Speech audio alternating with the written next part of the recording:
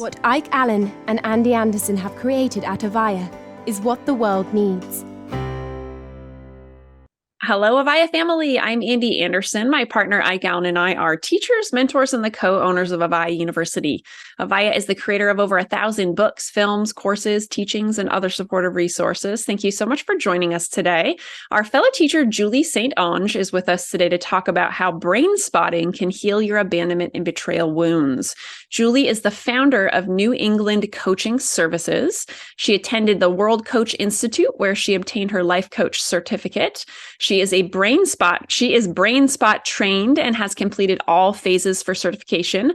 And Julie also heads up a team of 8 coaches who offer multiple forms of support for those struggling with things like depression, anxiety, PTSD, OCD, ADHD, as well as other forms of addiction. Welcome to Avaya, Julie. Thank you so much for having me. Yeah, it's great to have you. And I would love it if you just start us off a little brief overview. How did you get into what you do today? So my ex-husband had military trauma. He had PTSD, and that, it affects your life in so many ways. And little did I know that I had my own trauma, because I don't think there's enough education out there. I think we see trauma as something that only happens to veterans. So, once I got into some good resources, I realized that there wasn't a lot of help in my area. And it can affect your life in various ways when you don't get the right kind of help or the people that are actually trained in that. So I decided to go back to school and get more training to bring that help to my region. Awesome. Well, thank you for sharing a little bit about your own story. Yeah, it's good right. Trauma is finally becoming more of something that people are talking about. But it's been a long journey. So hopefully, all that education continues to get people more aware. So today we're going to talk about trauma related to abandonment and betrayal. So why do you think abandonment and betrayal wounds cut so deep for people? Well, there's different parts of your brain. And if we look at the structure of your brain on a flat surface, what we could see is that the top inch is the left and right hemisphere, and that's logical. And then as we get deeper into your brain, there's various structures that have to do with attachment, survival, and they're so closely related that when we have separation and attachment rupture, it sends signals to the body that say you might perish. And I've met with a lot of people that were dying from cancer and felt like their abandonment wounds were more painful.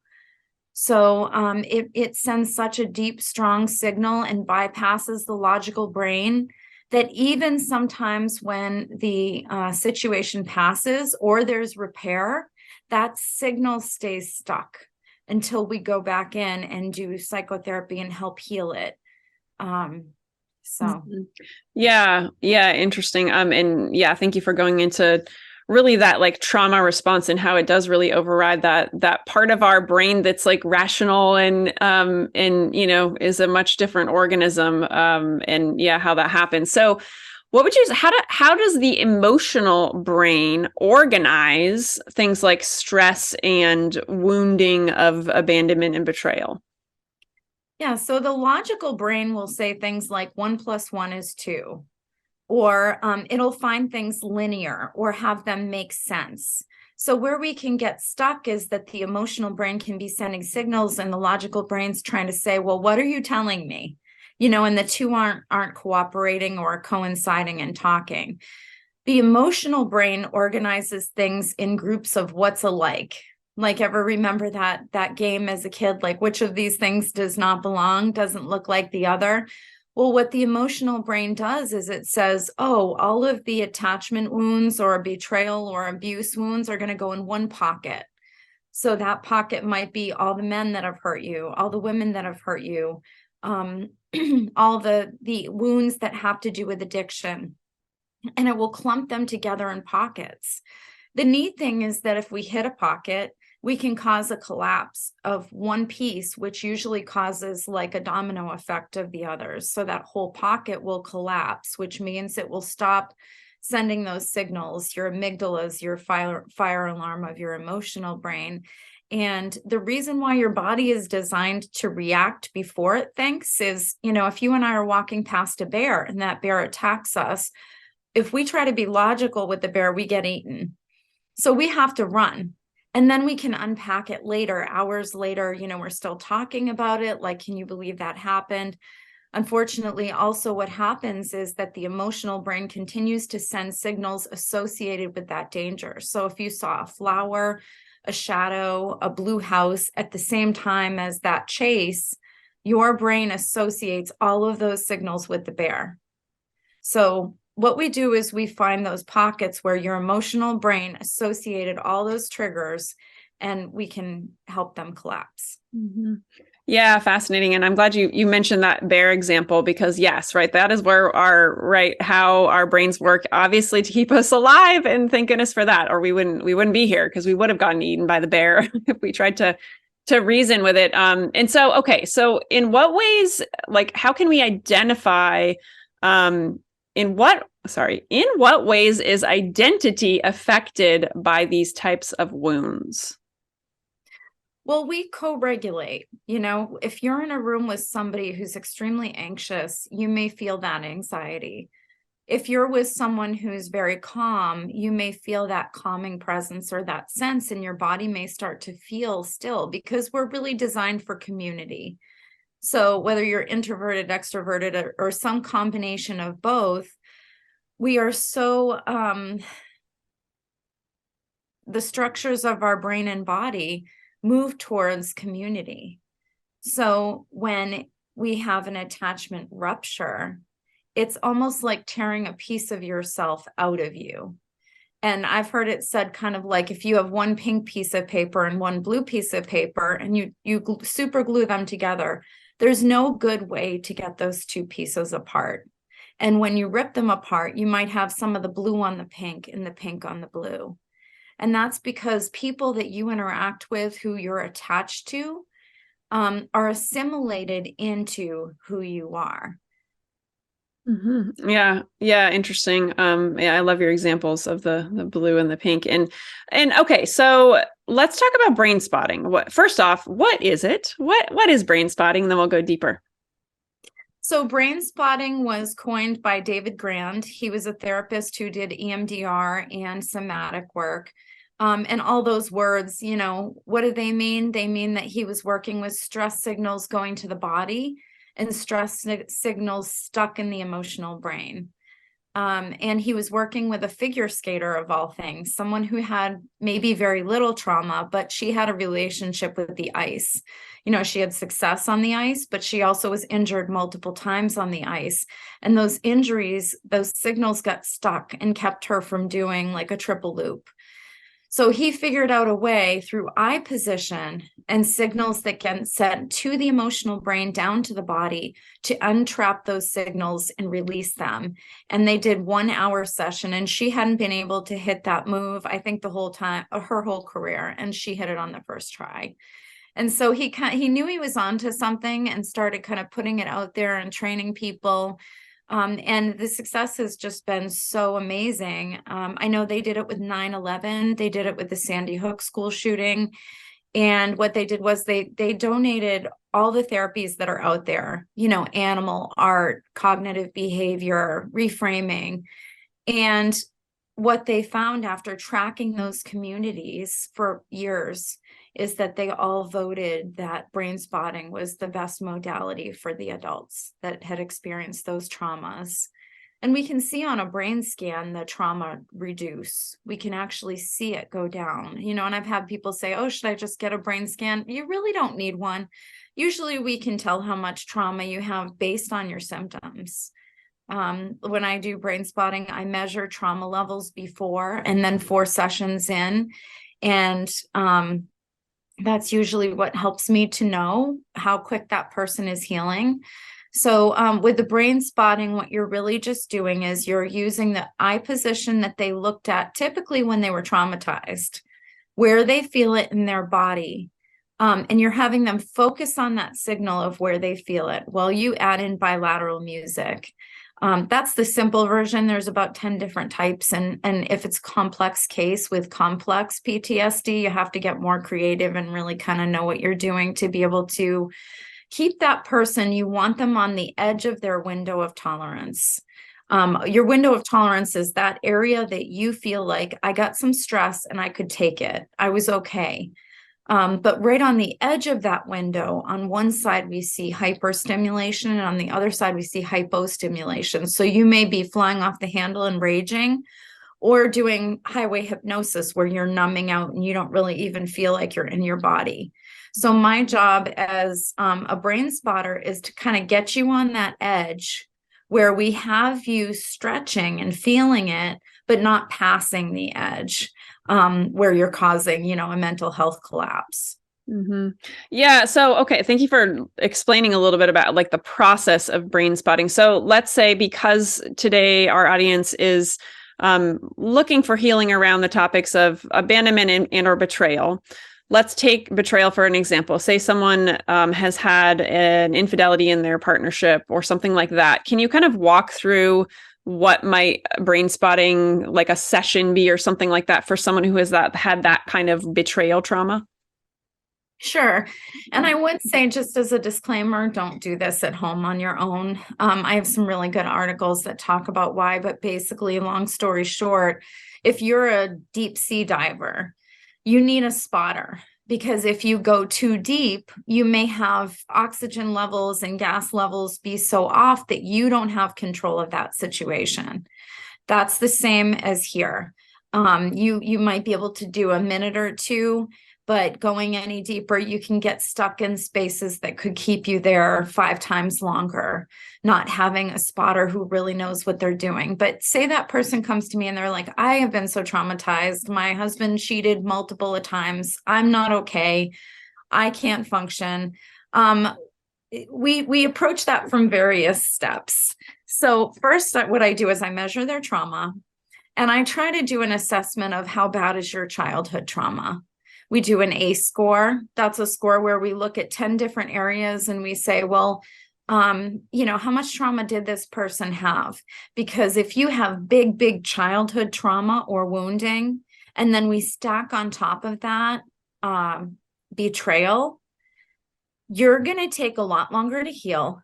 It's going to be a lot more complex process.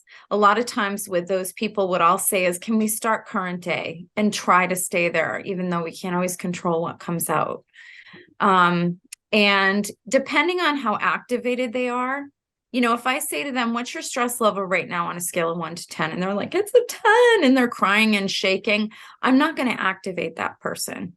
I'm going to first teach them how to calm their body down so that we can get them to a 3 or 4. And then maybe we go into, so say that person can handle being activated. What we want to do is dump out the can of worms. So if they come to me and they seem fairly stable, and then we open it up and I say, if you had to tell me today what hurts you the most, and they say, my husband's betrayal, and they're really feeling it. Usually when they say it, they look at a spot very briefly for like a second that tells me exactly where they either had that discovery or where their brain is storing it. Some people will do a very long blink pause. And what that means is they were processing a lot before they went to bed. So I'll have them start eyes closed. We add in the bilateral music and I say, where do you feel it in your body? And they say, I feel it in my stomach. I feel sick to my stomach, nauseous. I'm going to be watching them closely if they're nauseous, because they're borderline in a space where they're actually kind of shocky, acting like they're in shock. But I have them focus on where they feel it. So some people say, oh, this is like meditation. It is a little bit, but meditation, we're bringing the nervous system down to parasympathetic, rest, relax, heal. With this, we're bringing it up to the sympathetic, where you're gonna respond. You may sweat, cry, get nauseous, shake, but we're releasing it from the space in your brain where it will stay trapped for years and years.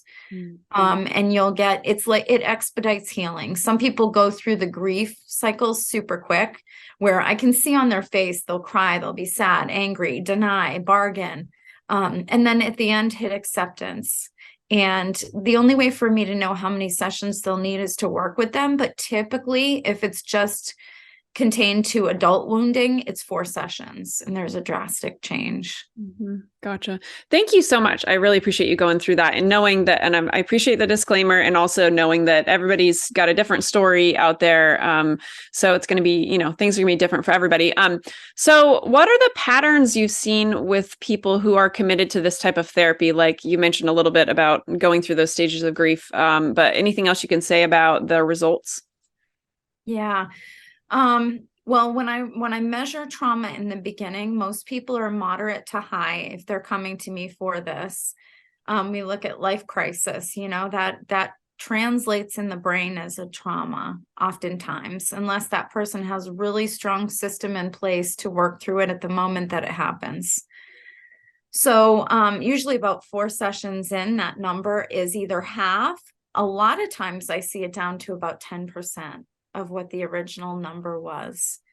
So it's very reassuring that across the board, it's super helpful for people. And the real big thing is quality of life.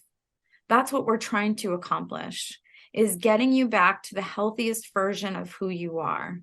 Whether that relationship makes it or not, helping your brain know that you can make it. Yeah. Yeah. Well, beautiful. I so appreciate it. I don't think I've ever talked to anyone about brain spotting, which is interesting because we've done a lot of these over the years, and it's not something that has come up as much. And it's fascinating. So thank you so much for really getting into like how it works for people. And is there any data to support the modality? Obviously, you mentioned in the beginning how it started with the ice skater. Anything else around research that you could share? I can say from what I've done, because I track the data, the PTSD scores are in the beginning are given to the client by the client. They do the test themselves. So I've been recently reviewing those numbers, and out of the 400 that I have recently, I think there were only 5 that didn't at least cut their trauma score down by half.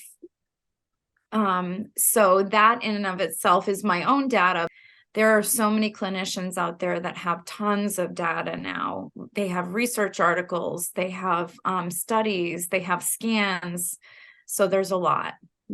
Got it. And actually, if you look up the Sandy Hook school shooting study with brain spotting, you will find a very diagnostic study that was, they tracked, I think, 3,000 people for 5 years. And they all said that brain spotting helped the most. Wow. Yeah. I had no idea that they did that with that community. So awesome.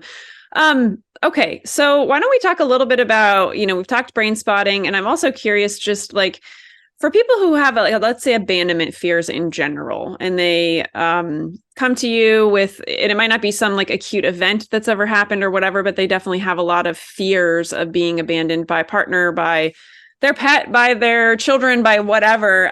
Can you share a little bit about like strategies for those people and how to navigate that? Yeah, if brain spotting, and I do brain spotting all online. So, and I can cross state lines, so I can provide that to pretty much anyone. I have clients all over the world. But just to start, you could assess your own attachment style and see if you have anxious attachment, avoidant attachment, ambiguous attachment. The tough part is for a lot of people, they know their pattern, but they don't know how to break it. And that's because those signals are stuck deep in the emotional brain. And they sit spending lots of time trying to figure out who abandoned me or rejected me. And a lot of times they can't find the reason. And that's why we do brain spotting, because usually days later, people will have massive revelations like, oh my gosh, I just remembered this happened to me at this age. And we're going so deep in the brain that there's lots of memories you may not even know are there until we hit them. And then it starts to make more sense to people as to why they have those trapped patterns in their life where attachment is so scary. Yeah. Well, great. Thank you for sharing about that. And as it relates to attachment styles, I know one thing that comes up for certain people who have fears of abandonment, is, sometimes they can become the abandoner, right? It can be like, okay, I'm so worried that you're going to abandon me that I'm going to sabotage this relationship so that doesn't happen. Kind of like or like a push-pull kind of dynamic. Any thoughts or suggestions there?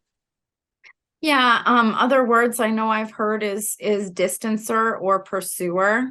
And you may feel that in a relationship where you're either doing tons of pursuing and you feel that person distancing themselves from you, or you're the one distancing and they're pursuing you. And really digging deep into, knowing where your wounding is, who it was with, and how it happened is an important thing to determine why that pattern continues. Because self-sabotage is a big thing that happens. People get scared. They're like, this is going well. This is healthy. I feel secure attachment from that person, but I'm afraid they're going to leave me. So I'm going to start distancing myself to keep myself safe from that horrible feeling of abandonment. Yeah. Yeah, I know that one well. So ask that question, definitely knowing that dynamic. And what about self-abandonment and or self-betrayal? That's something that I also like talking about as it relates to these topics, because I think we can all do that and maybe relate to those things. Why do you think that we self-abandon? I think it's pain. I think oftentimes we're in so much pain and we can't understand why. And we're trying to survive. We go into that survival part of the brain that says you're in pain, do the necessary things to get safe and to survive. And out of that can come a lot of different relational wounding.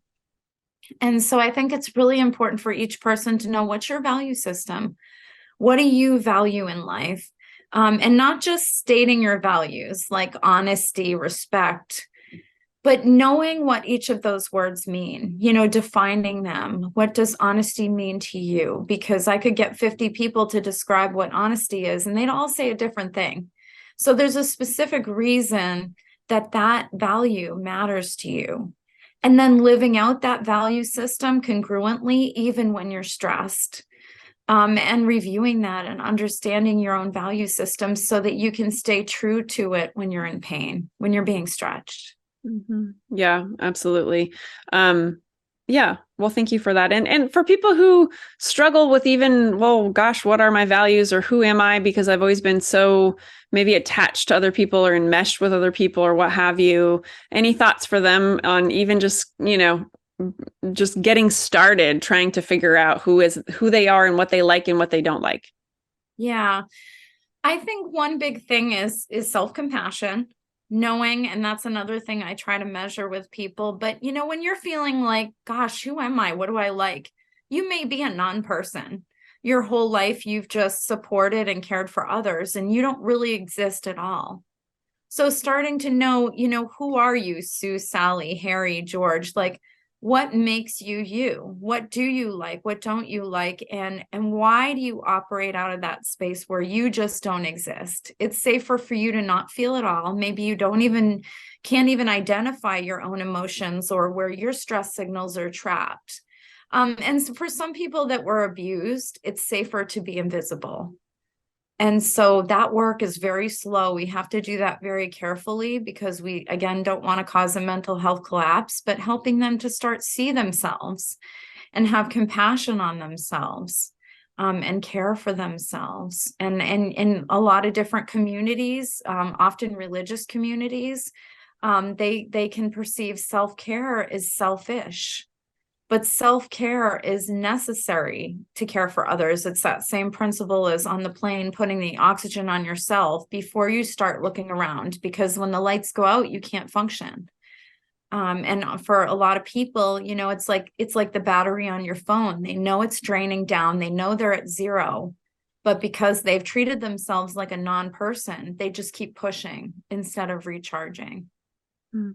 Yeah, I love that you bring that term non-person into that. I've never heard anyone actually say that before, but absolutely. Right. There are people that are so far, I guess, have lost themselves because they never, right. If they grew up in really challenging circumstances, survival was the key, not figuring out what their passions are or anything related to values or whatever. So yeah, that's a really good point. Well, thank you for sharing about the self-abandonment piece and all of that. Let's talk about how people can learn about you. I know you have a great free gift below, and we've got a button below linking over to that. Can you share about what that is?